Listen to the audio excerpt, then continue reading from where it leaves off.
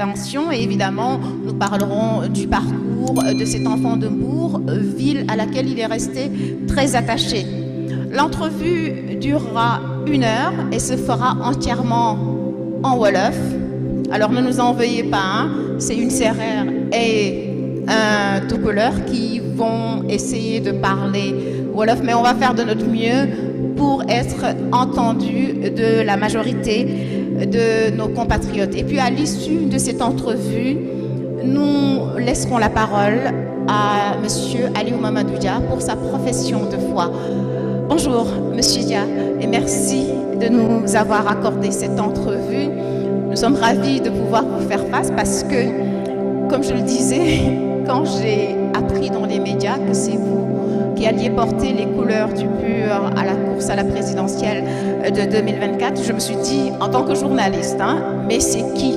Alors si moi, en tant que journaliste, je me pose cette question, j'imagine que beaucoup de Sénégalais se sont posé la même question.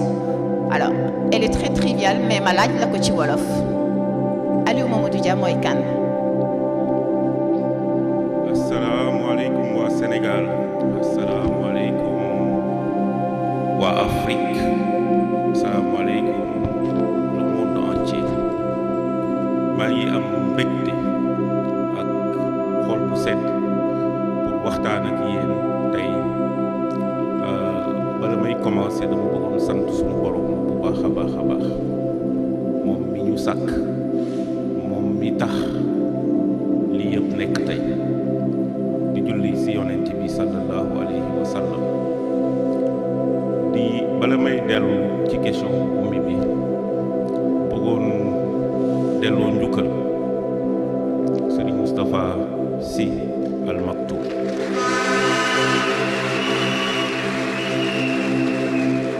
bëggoon ko delloo njukkal ci confiance bi, bëggoon ko delloo njukkal ci jàpp bi, bëggoon ko delloo njukkal ci yëg bi ak bàyyi xel bi ak yar gi mu yar waa Sénégal ak waa àdduna. universel la, àdduna yépp ko moom. sëriñ bi ñu ngi lay sant di la gërëm di la jaajëfal. ummi na nga laaj man may kan bëggoon wax waa Sénégal. d'abord je pense que éliminé naa benn première question bi ñëpp doon posé mooy ndax Alioune dégg na wolof. donc je pense que dégg naa wolof.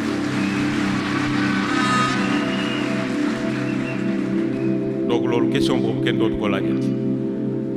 deuxième bi mooy man maa ngi juddoo fu ñuy wax Kër Oumar nekk dans le Saloum.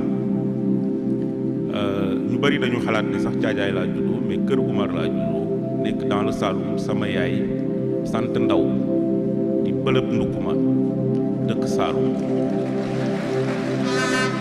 diggante Foundiougne ak Passy jëm ba Sokone foofu samay maam rekk fa dëkk ba Kaffrine.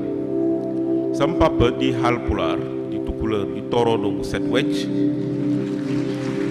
jógee dëkk cosaanoo fu ñuy wax Dodel nekk dans la région de Podor, dans le département de Podor, dans l'arrondissement de Ndioum.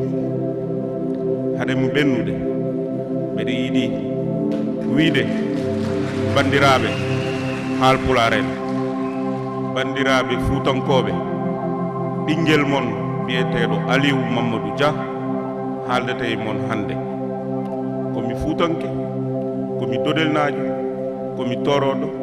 onon fof mi juurima on, mi salminima on, mi tottima on yettare mon.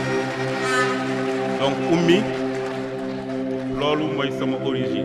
leer na kon en plus du wolof dégg nga pulaar bu baax te fàtte woo. dégg naa pulaar bu baax a baax a baax a baax.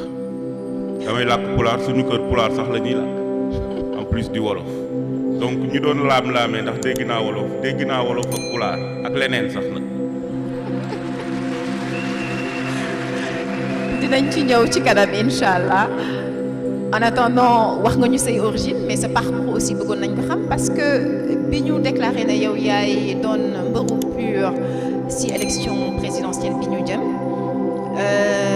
dégg nañ ne def ay jaloore nga ci système des Nations Unies mais avant ça faut jaar faut màggee bala nga yegg foofu